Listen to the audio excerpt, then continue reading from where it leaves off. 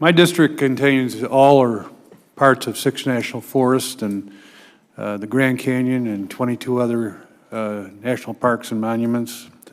And I fully understand the conditions that you are under because I live in Forest Service country. I also, my house is located, I take a Forest Service road back to the house. So that road hasn't been touched by a blade in about 20 years.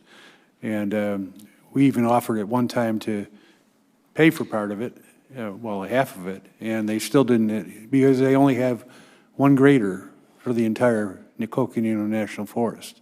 And that grader has to be borrowed by the Kaibab sometimes in order to get some roads done over there. And so this whole concept of how many personnel has the Forest Service lost, or a percentage, in the last decade because of funding? So I've heard the figure a third, 33% in non-fire professions. I'd have to, double check. What is that, the last 10 years or some other time period? But that's the figure that I'm familiar with. And how much more personnel are you going to be able to hire now that you've been able to get the fire funding off your books? That's a good question. It's not easy to answer. In my own career, we've changed significantly from using Forest Service employees and equipment doing projects, road projects, for example, to funding partners or counties or contract workers. So the increase in funding may not necessarily turn around more, let's say, road crews. What we do need is senior, experienced engineers and specialists who can plan and design the work and then do contract oversight. Well, let's put it another way. The fire funding's been taken out. How much has been restored to your budget in order to meet your other obligations and okay, needs? I can do that one. So it goes into effect in 2020.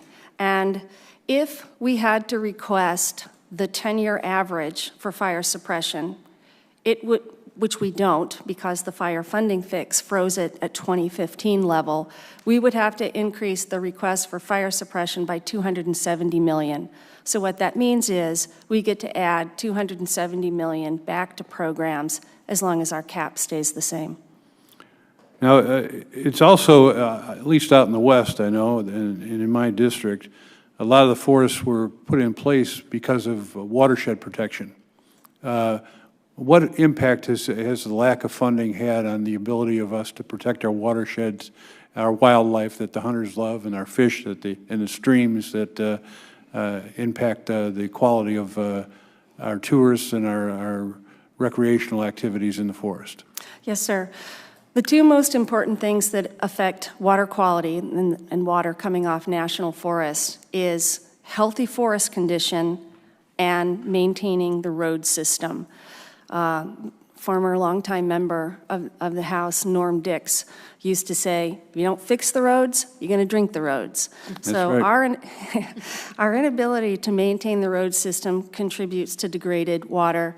Overcrowded, overdense forests that stagnate, lead to insect infestation, wildfire, that contributes to poor water quality. We need to take care of those two things. Well, I want to thank the Forest Service for helping start the Fry project in Arizona. It's been very important. We're on another step now, and hopefully we'll move forward again.